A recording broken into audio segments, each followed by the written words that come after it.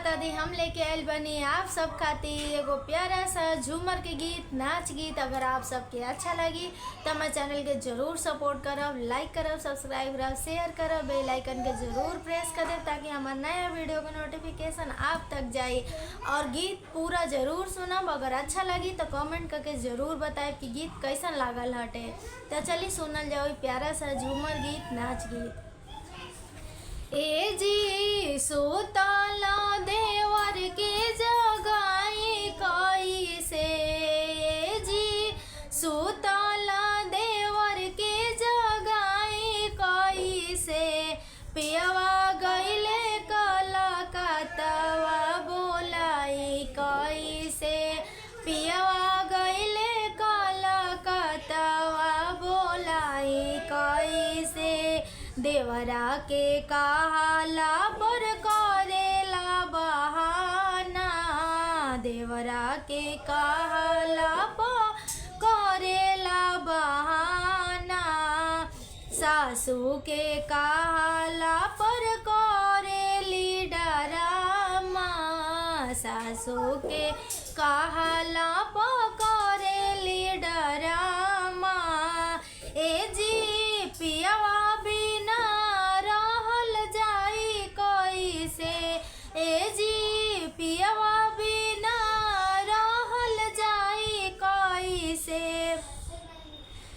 पियवा गईले कलकतवा बोलाई कैसे, पियवा गईले कलकतवा बोलाई कैसे, ननद के जगावाला पर करेली बहाना, ननद के जगावाला पर करेली बहाना, गोतिन के कहाला पर मारेली ताना, गोतिन के कहाला पर मारेली ताना, ए जी पियवा बिना दिन कटाई कैसे, जी पियवा बिना दिन कटाई कैसे, पियवा गईले कलकतवा बोलाई कैसे,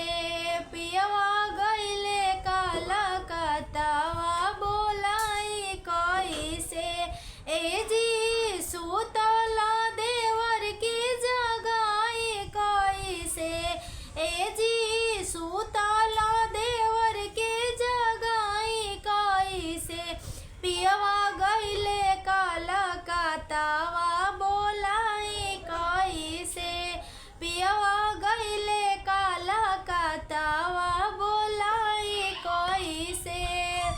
तो ई रहलाटे प्यारा सा झूमर के गीत, नाच गीत। अगर आप सबके अच्छा लागल हो तो प्लीज़ प्लीज़ प्लीज़ कमेंट जरूर करब कैसन लागल हटे, सपोर्ट जरूर करब। जय माता दी।